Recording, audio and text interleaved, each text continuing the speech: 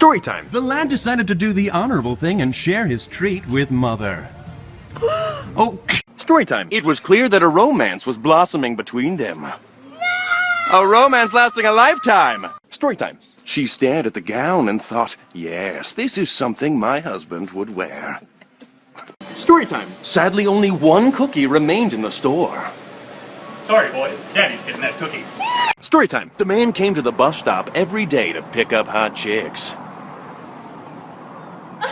Story time. This was the moment the lad would propose to the girl. No. Story time. With that girl, he knew he was now ready to beat up that kid Jimmy at school for stealing his milk. Stupid Jimmy. Story time. The man's butt scratching was complete. Dude, what? It was delightful. True. What? Story time. At last, the two came together for a tender kiss.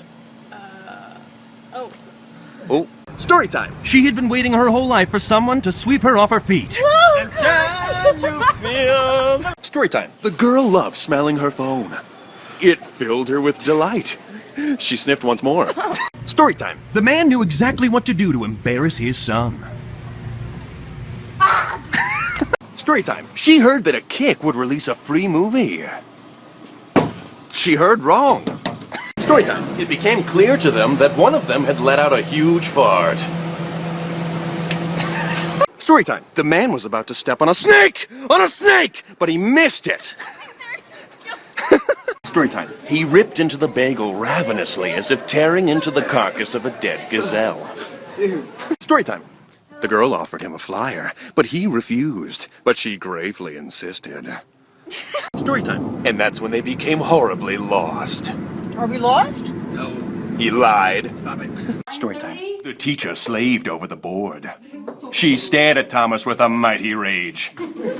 Story time. As he squeezed the melons, he pictured them as the hearts of his enemies. Story time. She then discovered a booger residing in her nose. It would never be removed. Story time. The store clerk believed he had put the wrong cans on the shelf. But he was right all along. Story time. He looked out of the field of beheaded warriors, and in his hands he held the head of the Pumpkin King. He had won.